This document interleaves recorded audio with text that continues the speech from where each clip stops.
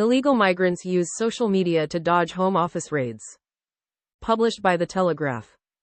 Vietnamese migrants post to social media to warn of targeted raids in their area as Home Office ramps up spending on enforcement officers.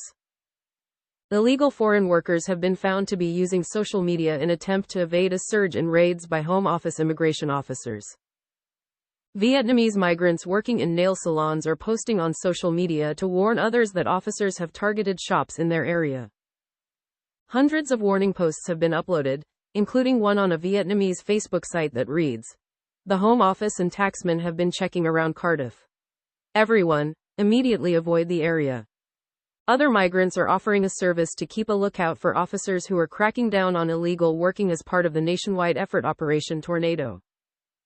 Richard Johnson, the Home Office's immigration compliance enforcement lead for Wales and the west of England, told the BBC, "Illegal working is a huge issue for us at the moment. It's not just nail bars, it's all different sectors. There's construction, there's vape shops, there's barbers, restaurants and takeaways." Enforcement teams have conducted raids in salons and convenience stores suspected of illegally employing people across South Wales under the operation. When uniformed officers visit the premises, the migrants quickly take off their masks and pretend they do not work there while the business denies employing them. The Home Office said it had ramped up the UK-wide raids over 2024, carrying out 3,188 visits that resulted in 2,299 arrests between July 5 and October 31 this year. There were 2,371 visits with 1,836 arrests for the same period in 2023. To help counter the tactics of illegal workers, Yvette Cooper, the Home Secretary, announced that her office will spend £8 million on equipping immigration enforcement officers with body-worn cameras and biometric kits to gather evidence. Some £5 million will be spent on providing cameras to 1,200 officers so they can share indisputable evidence of illegal working with the courts. Another £3 million will give fingerprint kits to all enforcement officers for on-the-spot ID checks on migrants and high-risk individuals.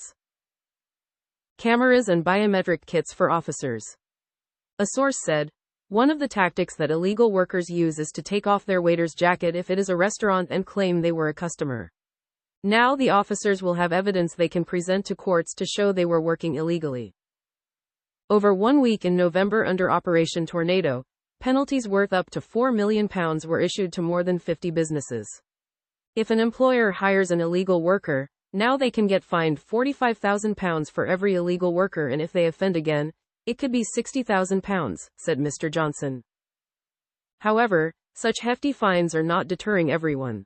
Posing as a skilled Vietnamese nail technician in the UK without a visa, an undercover BBC journalist called a dozen salons to see if they would give her work and had 2 job offers within an hour.